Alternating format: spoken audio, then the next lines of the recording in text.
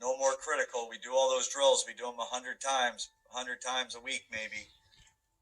When you're 1st and 10 at the 1 yard line at Mile High Stadium, need to be able to execute it at a high level. 1st and 10 at the 1, we got to get out from under the shadow of the goalpost, throw a simple stick route for 10 yards. That's worth every single rep. Every single rep. Now, screen game, same thing.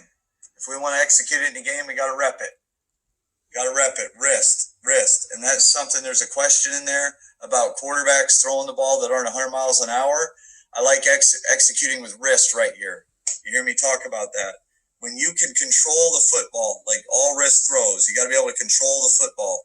Guys with stiff wrists really struggle to be accurate. You need to be able to just simple wrist the ball right here. Wrist it. Really like working some net drills where you're not making long throws, but you're having to maybe take a step off balance and wrist the ball in. It's no different than basketball players that are really good around the rim at flicking the ball up and getting it to bank off and spin in. You've got to be able to control the wrist. Critical in screen games.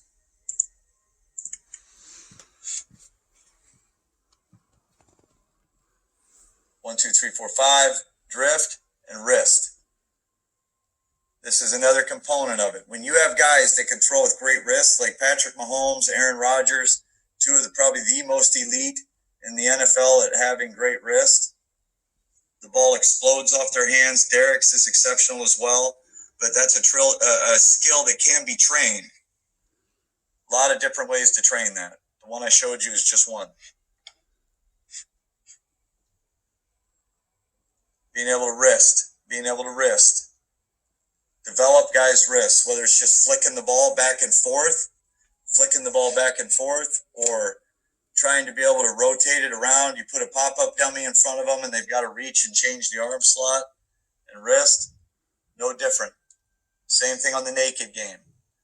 A lot of those throws are wrist throws. Emphasize it, talk about it, work it. Get these wrist throws. This is a great example of not every throw has to be 100 miles an hour.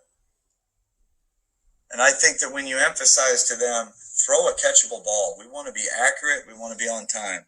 Because something that a great coach that I respect told me a long time ago is we all have a standard expectation for footwork for the quarterback, but the key element is we need to have rhythm and timing and accuracy.